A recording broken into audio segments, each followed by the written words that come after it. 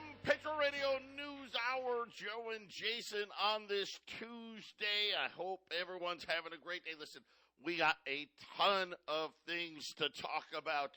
A rally here going in gold, in silver, economic data, all the data points that we thought we knew, throw them away. Apparently major revisions from jobs to job openings to industrial production, housing, you name it, huge revisions coming across the board in all of them. And this just kind of tells you what's happening here. All of them lower. And I'm not talking about just a month lower. We're talking about they've lowered pretty much everything for the entire year. We'll get you up to date on all of those things. We had issues, the Japanese yen falling out of bed. It's recovered since then, but they had unemployment higher than expected. But the big news is Japanese car manufacturer Toyota has had to close all of its plants in Japan. Believe it or not, it's hard to understand. They weren't hacked, but apparently they had an issue with their ordering system. I don't know how they didn't know it. And they either don't have parts, or they don't have for cars, or they don't have parts to fix the machinery. All of their plants closed as we speak. And then, of course, the hurricane coming to Florida. So there's a lot of things to talk about as we're watching what's happening here. Right now, gold's up 1933. Silver's up 50 cents. Silver now starting to push up towards $25. The 10-year note down today. And, of course, that kind of makes sense, right? Because, wait a minute, all the data, well, none of it was as good as they said it was. So the 10-year note coming off a little bit as well. That kind of took the steam out of what was going on with the dollar today. Again, the yen got to almost 148. Of course, that 150 mark is kind of the line in the sand. And again, it's just showing all the weakness that there is in fiat money. It doesn't matter where you live. Then new banking rules coming down from the Federal Reserve. These ones targeting these regional banks that have been under immense amount of pressure. They don't have enough deposits. And now the FDIC is saying, and the Federal Reserve, Jason, now they're saying, hey, guess what? You guys got to come up with more money. You got to have more money set aside, which to me anyway says get ready, because my guess is a lot of these banks are going to have to be bought up because they're not going to be able to get the money on their own. I am is that the Fed's not printing a ton of money everywhere, Joe. There's just not a lot of money for these banks. There's not a lot of money for the people. A lot of money floating on for businesses. And, let's face it, what money is available, a lot of places aren't getting the loans they need to fund everything. And then, of course, everybody that needs refinancing can't afford the new payments and the higher interest. So it sure seems like they really want everything to grind to a halt, Joe. And I guess there's going to be some winners and losers at the end of this thing.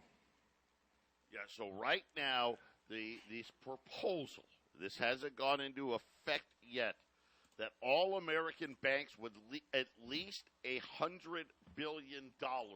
And I don't know the exact number, but that's not that many. I hate to say, you would think, oh my gosh, that's a ton of banks. No, not really. No. We're probably talking, I don't know, less than 100. Less than 100 banks probably are going to be affected by this one. They need to raise money. And the funny thing is, Jason, here's what they said, and I don't know how this is going to work. But they're saying to force regional banks, because obviously, yes, the big banks are included. They got more than $100 billion. But this is definitely targeting these regional banks. They said that the banks better be prepared to issue debt to protect depositors in the event of more failures. And Jason, of course, what does that mean? Well, I guess you got to issue more stock, right? Which who wants that stock? Who's going to buy that stock? Could you imagine what would happen if one of these banks? Okay, we got to go out. We got to raise $10 billion, and they have a stock offering, and nobody wants to buy it. Their shares plunge. What few investors they have left probably headed for the door. Listen, these regulators aren't the sharpest tools in the shed, if you know what I'm saying. But they're saying that the Treasury Department, the Office of the Comptroller of the Currency, the Federal Reserve, and the FDIC are all in on this plan. So, Jason, this is going to be very, very interesting. Of course, this is, I guess, the best way of telling you all of these agencies, the FDIC, the Treasury, the Comptroller of the Currency, the Federal Reserve, they all know these banks are insolvent because that's what this says. Let's not sugarcoat it. This says you're insolvent, right? You need more capital because you don't have enough capital to cover losses, Jason. Yeah, it's a bad spot for a lot of businesses and banks. I saw that inflation line. They calculate it different now, but if you superimpose it with the 70s, the line is exactly the same. And the best they can hope for if it stays this way is inflation will stay the same at best before it launches. Then what are they going to do, Joe? Then what? We'll be back after the break.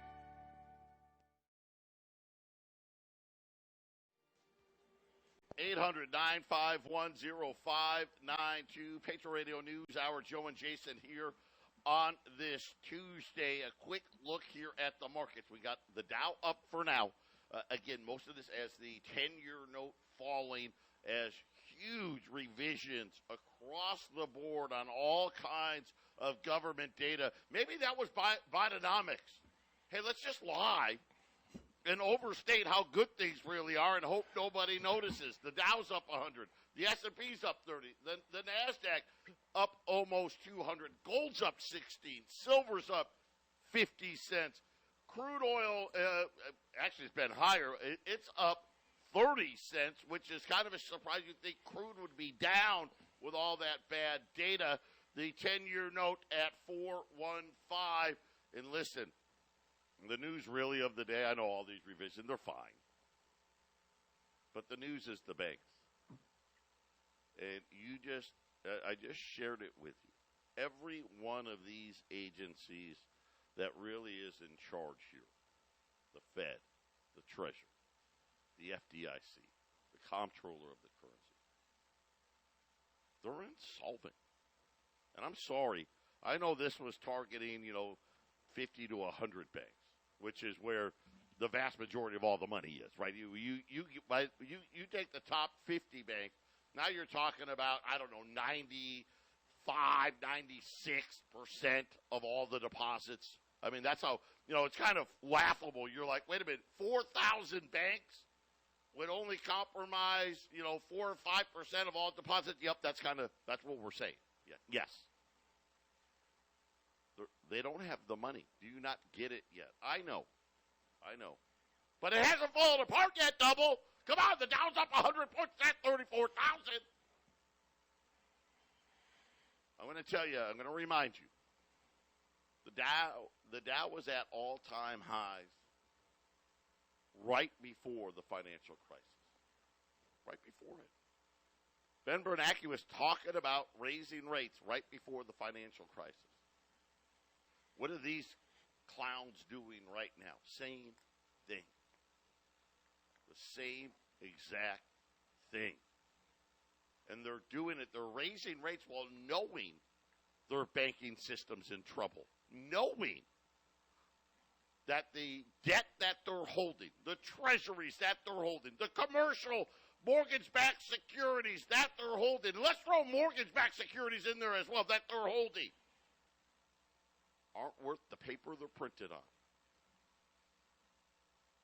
They're not worth it. We can pretend they are, but they're not. But you want to keep your money in there, go right ahead. See what happens.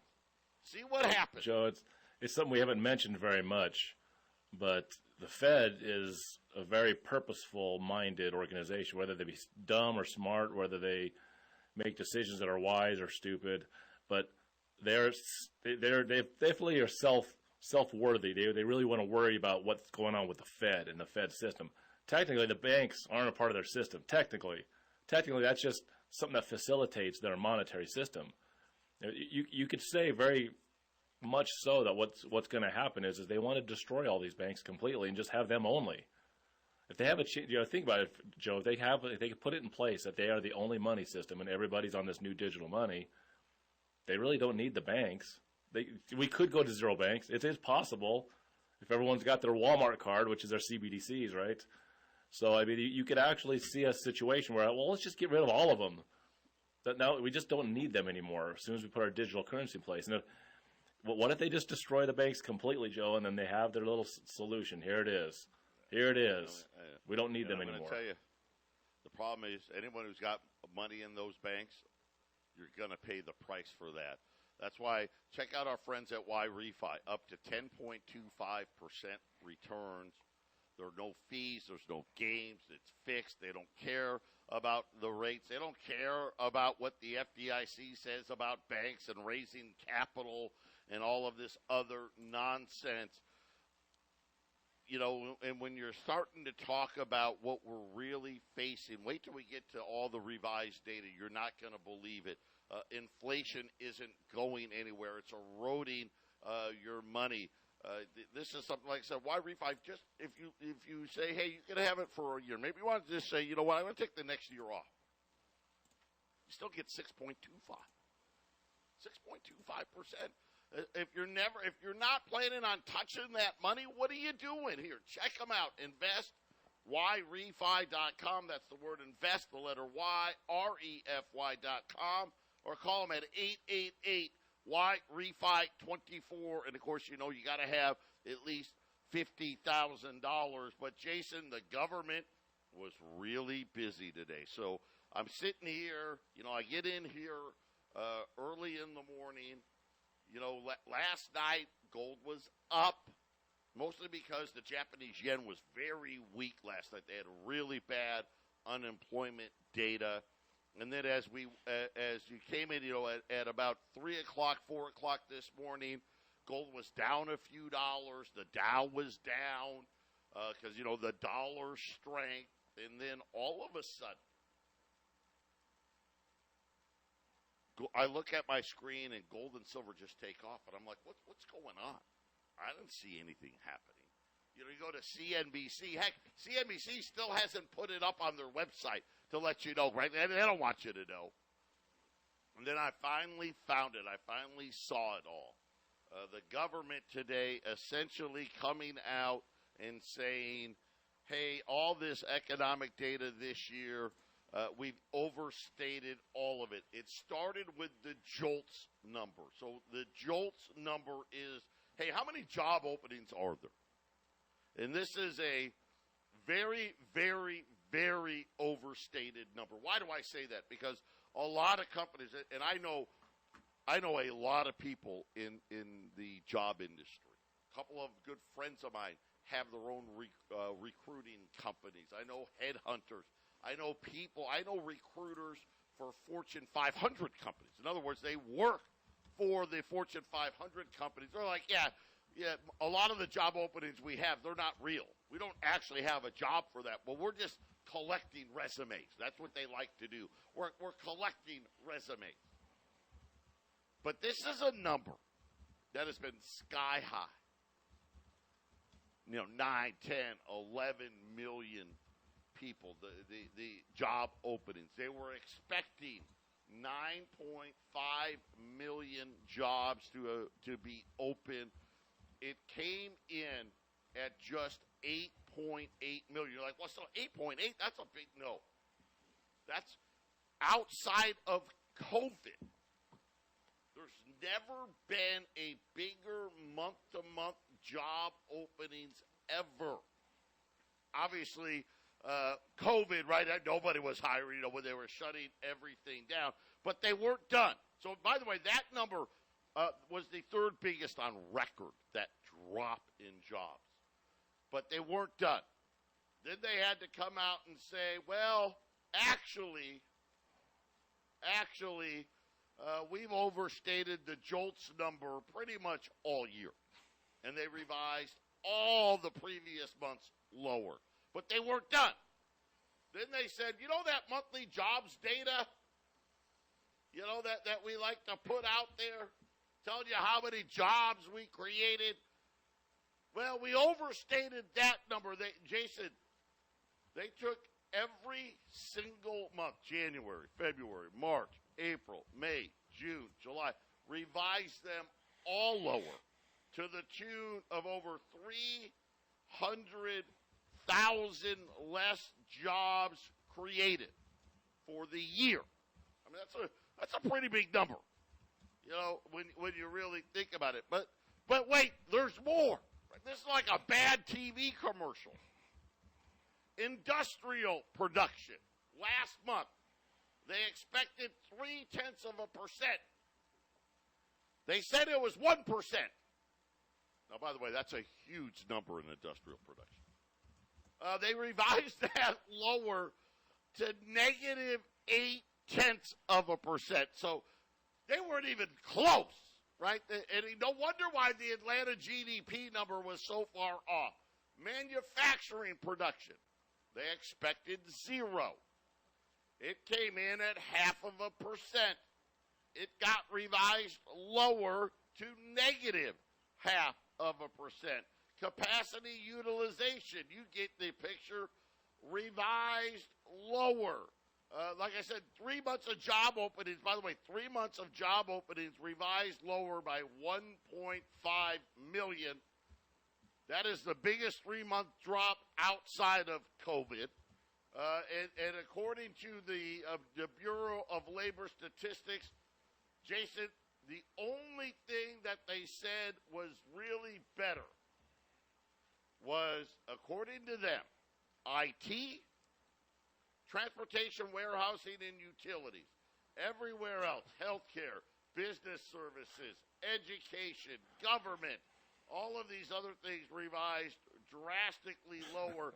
And so, again, I don't know. You tell me.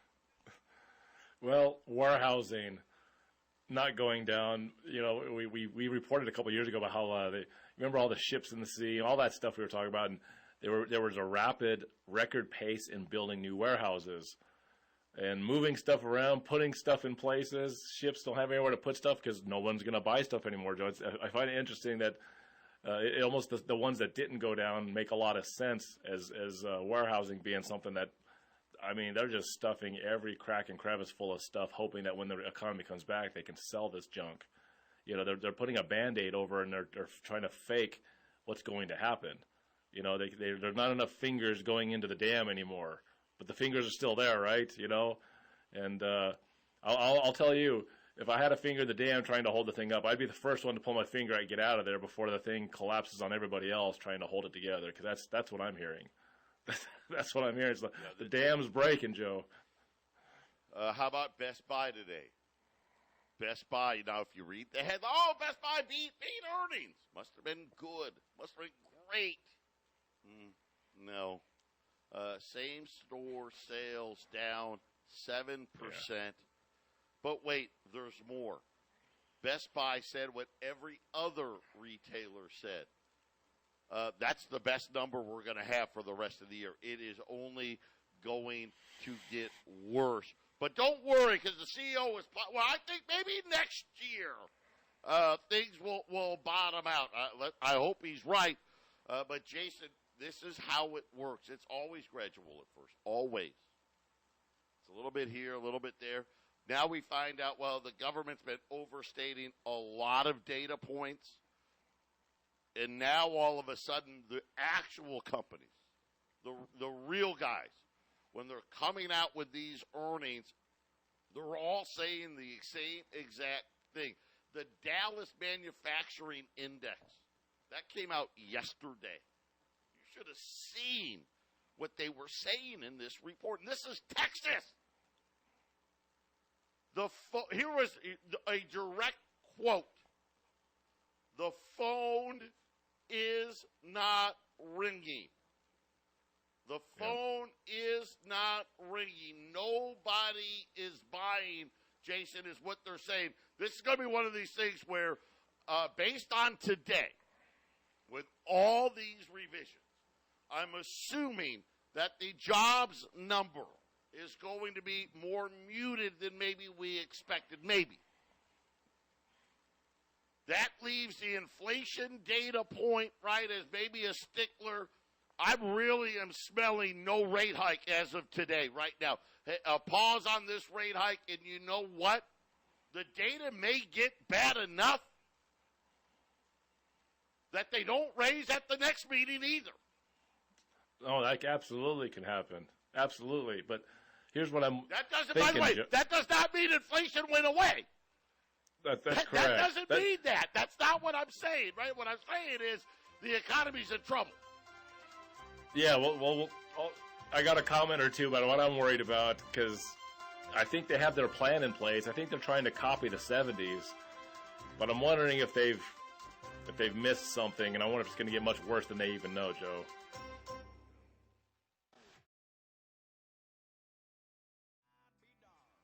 $800-951-0592, Patriot Radio News Hour. Joe and Jason here on this Wednesday. So tough day. I mean, gold's up 18. Gold's at the highs of the day, 1936. Silver's at the highs of the day, up 55 cents, 24.80. Platinum's been on the move. The data keeps coming across the board today. Usually, when we get a lot of data, we get that mixed bag. Well, some says rate hikes, some says don't. Today, it was all on the don't side. Consumer confidence. This is a number they love. I don't love it, but they love it. Fell unexpectedly, erasing all of the gains of the summer. Right? Remember I told you that June and July, that calm that they were reporting? Well, first of all the data was wrong. So it really wasn't as calm as they thought. And of course, why do I get the feeling maybe the one data that would go higher would be inflation, right? Maybe, right? Why do I have that feeling? But the pullback in confidence was across the board. It was everywhere. Didn't matter the income. Most notably, the biggest drop was in incomes of over $100,000 or more, Jason. But it didn't matter. They said it didn't matter if you're earning $50,000, $100,000, $1 million.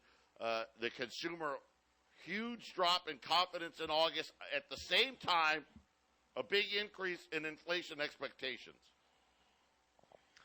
Yeah, that's kind of the issue here is, if they go to pausing the rates and they're hoping that the inflation continues to stay where it's at or go lower, which is what they're hoping for. When I was looking at this line last night, that obviously they calculate inflation differently now than they did in the 70s and 80s. But one of the guys I was watching, they put the graph together, and that late 60s, early 70s line where inflation rose up and then it came down. Well, it's the exact same line. So we're getting down to the point where it kind of settled for a while in the 70s, and then in the late 70s or late 80s, it just went off like a rocket ship. And I'm wondering if the Fed, Joe, is hoping that they're achieving the same situation, but I'm wondering if they've miscalculated. They really don't know the size of they're hoping, but I don't know if they really know the size of the issue. And if with inflation, it could come back faster than the 70s and be much more severe and much more higher. Because in the 70s, it actually measured up over 15% or something like that, Joe. It's going up to 20% inflation. In the late 70s, early 80s, it got massively bad. After it was bad for a while. So we had the bad for a while. It seems like it's coming back. It's so eerily similar, but the problems now are so much different. They're so much more just complicated, right, Joe? There's way more issues to fight than just the inflation, which is what Volcker did in the 70s and 80s. And it made him out to be some sort of a hero by, going out and fighting the fight, pulled out his sword, and he chopped up the economy a little bit and just rose those rates so that he got the inflation under control. But it's not the same place. $33 trillion in debt, right, Joe? And a banking situation that's just abysmal. Who knows? Who knows exactly if the Fed's on top of this or what they're, once again, what is their real goals? Help all they want. You know what? They always help themselves. I like to look at the central banks of the 1800s. All they were self-serving, Joe. They were always self-serving. We kind of get into the whole point, well, they want things to get better, and they're trying to help stop these problems. Really? They always cause the problems. We just don't know if they're doing it on purpose. Right. And they never claim that they've caused the problem. And this one, quite simply, they absolutely, especially with going on in the banks, the reason that they need to, remember, too big to fail. I thought you guys had this all fixed. Obviously, the requirements for capital that you set then are now garbage. They're now garbage. Why are they garbage? Were you wrong when you made those rules up in 08, 09, 2010?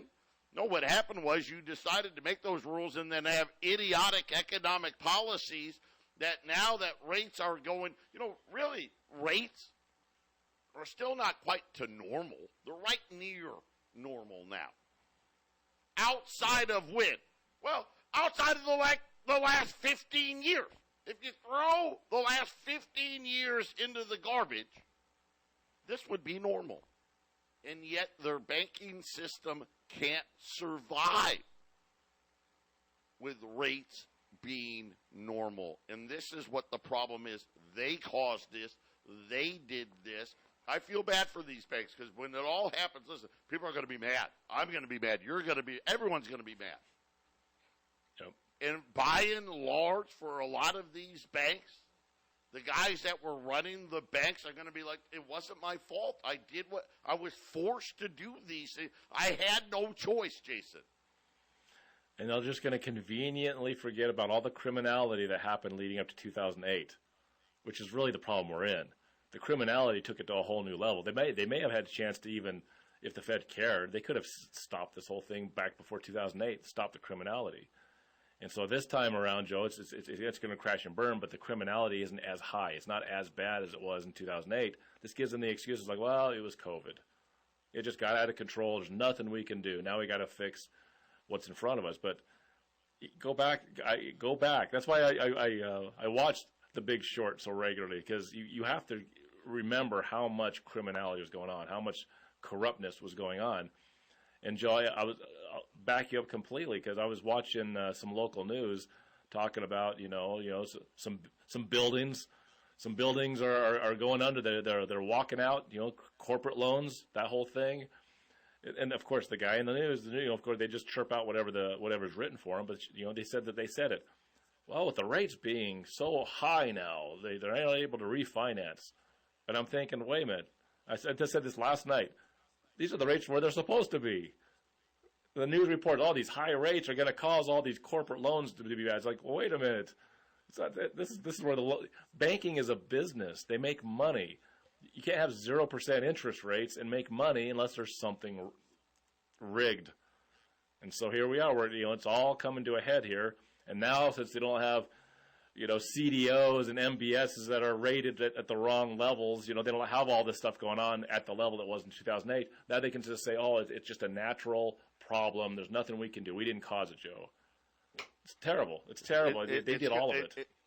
It's going to be interesting.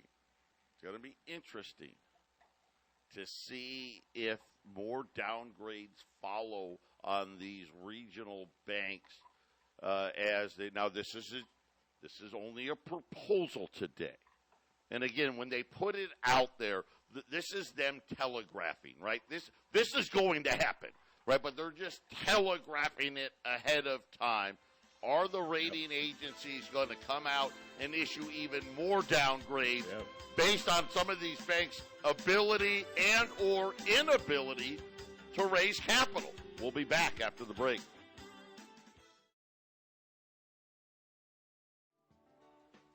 Eight 800-951-0592. Joe and Jason, Patriot Radio News Hour here on this Thursday. Gold's up almost $19 now, 19 $1.37. Silver up 57 cents, approaching $24.85. So silver once again flexing its muscle here.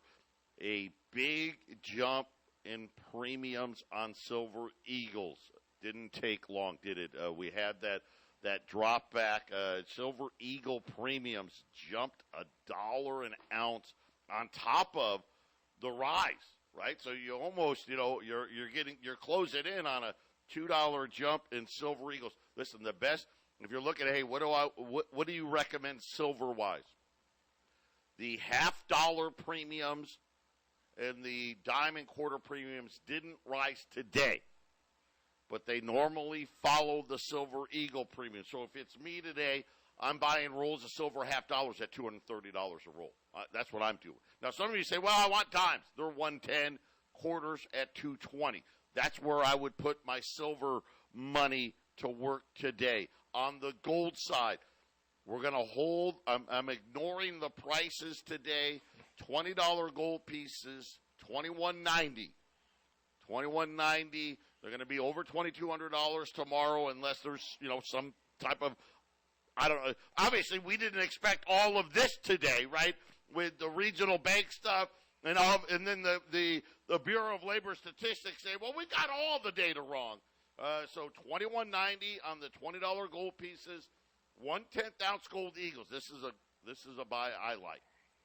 1/10 ounce gold Eagles, $250. So you've got a lot of options there. I like the $half. Remember, they're at the height of premiums. $half premiums were matching Silver Eagle premiums. So jump on these $half at $230 a roll. The 10th ounce at $250. Obviously, the $20 gold piece, you can't go wrong there.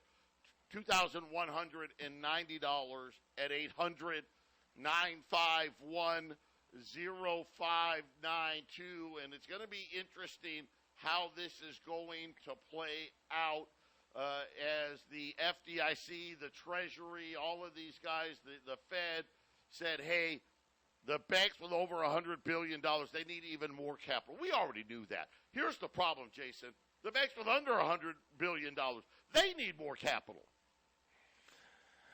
It's a debt money system. They always need capital. And if you're not slowly increasing the money supply and keeping that healthy, you're going to have a bad debt money system.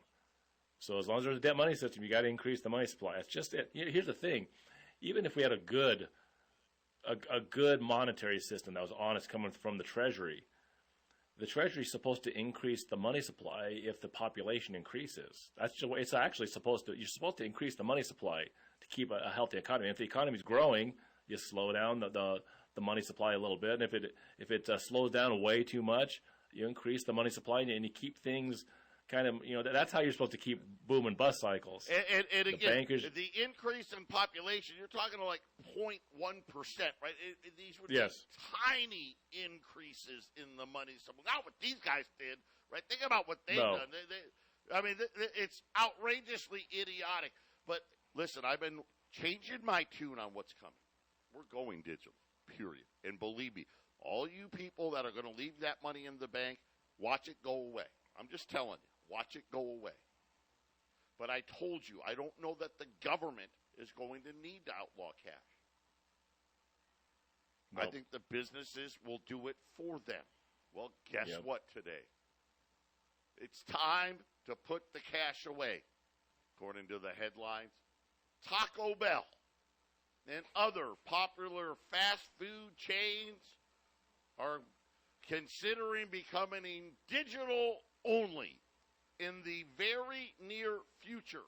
During an earnings call, the parent company Yum Brand, so Yum Brand, Taco Bell, KFC, they also own Frito-Lay, and I think Pepsi's part of that too. I don't know, I could be wrong on that, but they own a lot of crap, okay? How's that? Yes.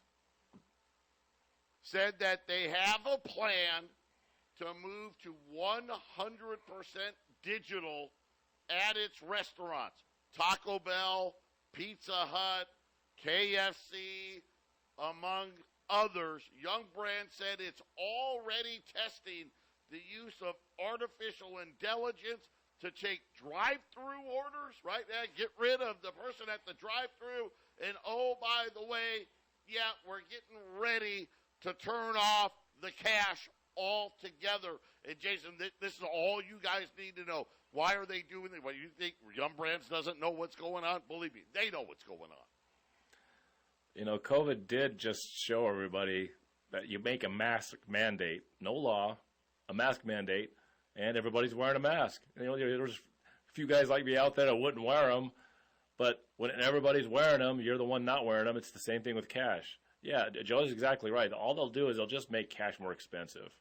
Hey, yeah, we'll take the cash, but we have it's called a human charge or something. A human actually has to count this out and make the change, and then we got one person left in the building that can actually count money, so we have to bring that person forward, and so this, you know, it's a $10 fast food run for you if you use your card, but it's a $15 charge on you if you use cash. And I don't go to Taco Bell. I don't.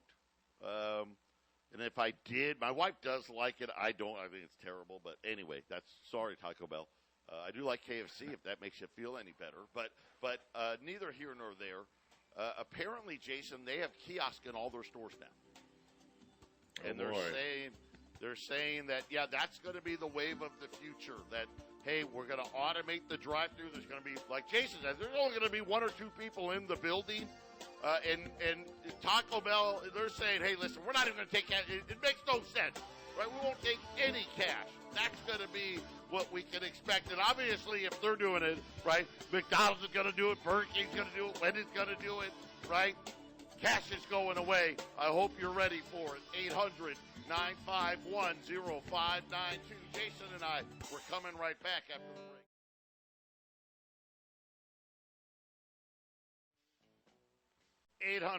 $800-951-0592. Joe and Jason wrapping up this Tuesday. Gold up $19, silver up 60 cents right now. Rolls of silver $50, $230. I think that's where you want to be here. Silver Eagle premiums jumped $1 overnight on top of a big price jump, right? I mean, that's a big move there. The good part is the utility silver, those premiums, they lag a little bit. So right now, no premium hike on those. So that's why I'm saying get those $50 today. On the gold side, $2,190 on a $20 gold piece, fantastic price. And then, of course, the 10th ounce American Gold Eagle, the golden dime, right? We're talking about cash here, down to $250 today. So save $10. Gold's up 20, and yet you're saving $10. So that's a good opportunity on the 10th ounce Gold Eagle at 800-951-0592. And it's, you know, you worry. All these people, me included, right? I've got cash at home. You know, got my safety net just in case, right? I got some cash at home. A lot of people have a lot of cash at home. I'd be worried. I'd start to be real worried. Because we know when this thing finally does happen, you showing up at the bank, like, okay, we're going digital, and you show up at the bank with $100,000 in cash, you're going to have a problem. I'm just telling you. You're going to have a problem. There is 87,000 more IRS agents being put on the books, and that's the kind of thing they're going to be looking for. So you might want to start distributing. Start distributing that stuff. I'm just telling you. You guys know that. You're going to have a problem. You know, and Jason, you know, he brought up a really good point. We were texting, typing back and forth. You know, Pizza Hut's the leader in that industry. Taco Bell's a leader. Yep. These other companies follow suit. Listen, they're telling you they're giving you, kind of like the FDIC and the comptroller of the Treasury, the Fed today. Okay, we're warning you, man, this is a proposal, but we're actually going to do this. You're going to need to raise money here real soon. We're warning you ahead of time. You're getting another warning ahead of time. I'll give you a great example. My wife and I, we were picking up a few things, just a couple of things for dinner. So we were at Albertsons here, which is like Safeway, Albertsons, you know, they're all the same. And I noticed, they all got the self-checkouts now, right? Just loaded with them. Yep. Right? You're lucky if they've got 2 cashiers that you can bring your stuff to. And I noticed they took over half of them at the Albertsons credit card only. Yep. This whole row, hey, if you want, here, this credit card only. If you want to use cash and check out, here's the few that you can use. Everybody else card. That's another sign. That's another sign, right, Jason? Yeah. Well, one of the ways that I avoid the putting the coins in the machine and you lose 10% is I always take my Brooke doesn't use her coins, so it just adds up in her purse. So she hands me the big ball of change. I go to the self-checkout where they accept cash, and I just dump all. I'm the guy that's dumping every coin in there because I'm going to save my 10%. I'm telling you, but all that's coming to an end, isn't it? I've noticed it depends on the neighborhood, Joe, right now, as far as how much they're doing the credit card only machines. If you're in a more richer neighborhood, they're really going to the credit card only. If you're in a little poorer neighborhood, there of course the cash is still more relevant there, but it's changing. It's coming. It is coming. 800-951-0592. Yeah, it's time to beef up that portfolio for sure. Jason and I, we've got a great half-empty cup coming up next. Stay with us.